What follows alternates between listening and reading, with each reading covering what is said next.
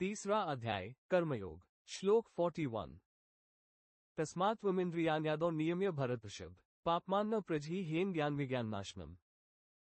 हिंदी अनुवाद। इसलिए हे भरतवंशियों में श्रेष्ठ अर्जुन, सबसे पहले इंद्रियों को वश में करके इस ज्ञान और विज्ञान का नाश करने वाले महान पापी काम को अवश्य ही बलपूर्वक मार डाल। इस श्लोक में भगवान श्रीकृष्ण अर्जुन को उपदेश देते हैं कि काम रूपी शत्रु का निवारण करने का प्रथम उपाय इंद्रियों पर नियंत्रण है, क्योंकि यदि इंद्रियां विषयों, रूप, रस, गंध, स्पर्श, शब्द में बार बार उलझी रहती है तो कामना और वासनाएं जन्म लेती हैं, जो मनुष्य का विवेक और आत्मज्ञान नष्ट कर देती है।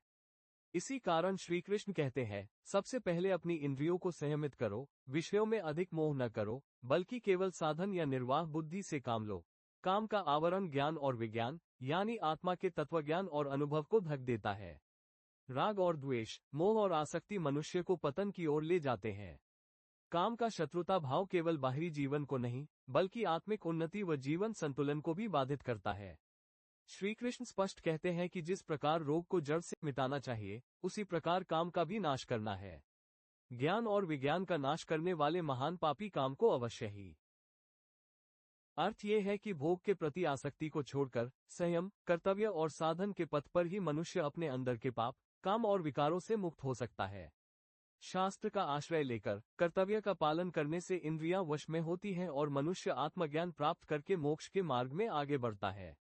ये श्लोक आत्मसंयम, विवेक और संतुलित जीवन की शिक्षा देता है।